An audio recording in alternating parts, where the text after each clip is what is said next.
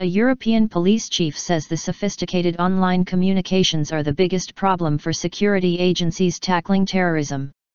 Hidden areas of the internet and encrypted communications make it harder to monitor terror suspects, warns Europol's Wainwright. Tech firms should consider the impact sophisticated encryption software has on law enforcement, he said. Mr. Wainwright was talking to 5 Live Investigates. There is a significant capability gap that has to change if we're serious about ensuring the internet isn't abused and effectively enhancing the terrorist threat. Wainwright, Director, Europol. A spokesman for TechUK, the UK's technology trade association, said, with the right resources and cooperation between the security agencies and technology companies, alongside a clear legal framework for that cooperation, we can ensure both national security and economic security are upheld.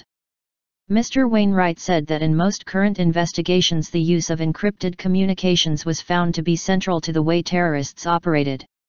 It's become perhaps the biggest problem for the police and the security service authorities in dealing with the threats from terrorism, he explained.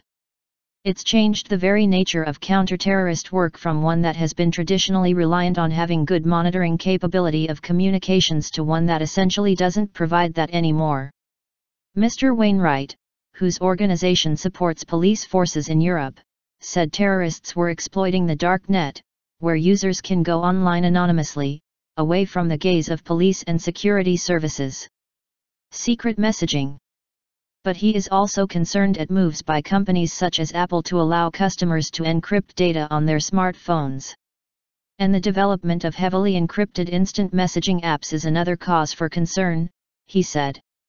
This meant people could send text and voice messages which police found very difficult or impossible to access, he said.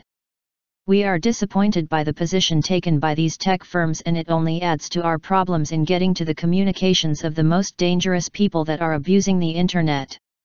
Tech firms are doing it, I suppose, because of a commercial imperative driven by what they perceive to be consumer demand for greater privacy of their communications. Surveillance. Mr. Wainwright acknowledged this was a result of the revelations by former National Security Agency contractor Edward Snowden, who exposed how security services were conducting widespread surveillance of emails and messages.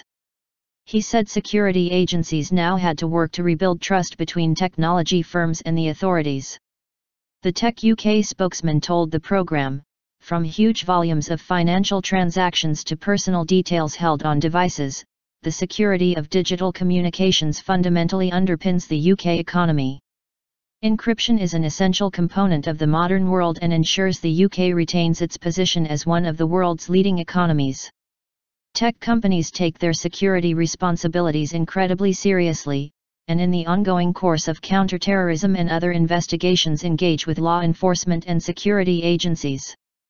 The program also found evidence that supporters of the Islamic State, IS, are using encrypted sites to radicalize or groom new recruits.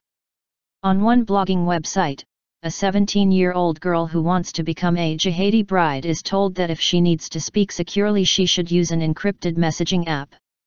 The family of 15-year-old Yusra Hussain from Bristol, who went to Syria last year, also believe she was groomed in this way.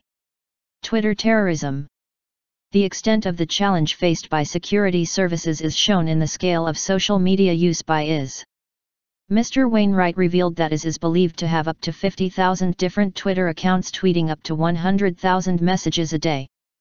Europol is now setting up a European Internet Referral Unit to identify and remove sites being used by terrorist organizations. Mr. Wainwright also says current laws are deficient and should be reviewed to ensure security agencies are able to monitor all areas of the online world.